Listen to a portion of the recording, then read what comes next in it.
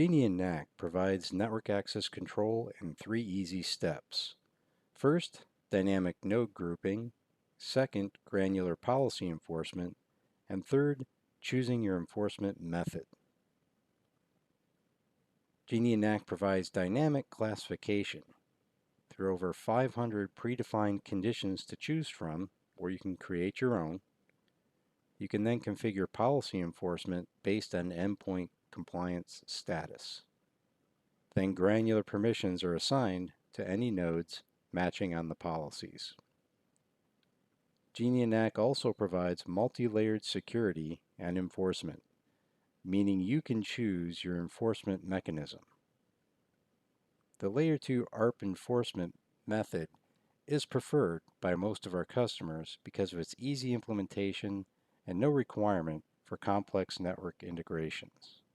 However, multiple enforcement options are provided in addition to this, including 802.1x via the built-in radius server, span or mirror port enforcement, inline enforcer, which is a dual home gateway available for both on-prem and cloud deployments, an agent which can quarantine the device at the NIC level, and a built-in DHCP server.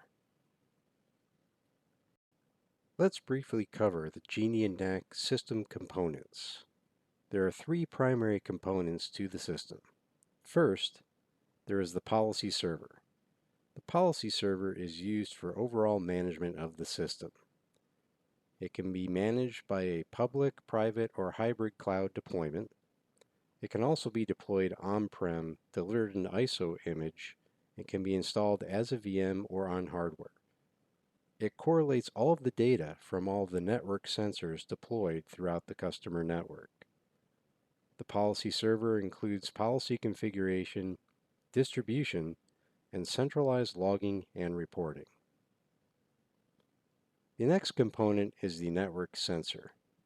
The network sensor provides both visibility and control without the requirement for any complex network integrations. It is also delivered as an ISO image and can also be installed as a VM or on hardware. It can be installed on small form factor hardware such as Intel NUC, Mini PC, or even Raspberry Pi. There is no integration required with the network. It is non-intrusive and has a fail-safe option. The final component is the agent. The agent is optional and is used for endpoint visibility and control. Endpoint visibility, security policies, and control collect hardware, software, and user information. It also provides 802.1x and WPA2E auto provisioning of an endpoint, and it can monitor and prohibit ports and applications.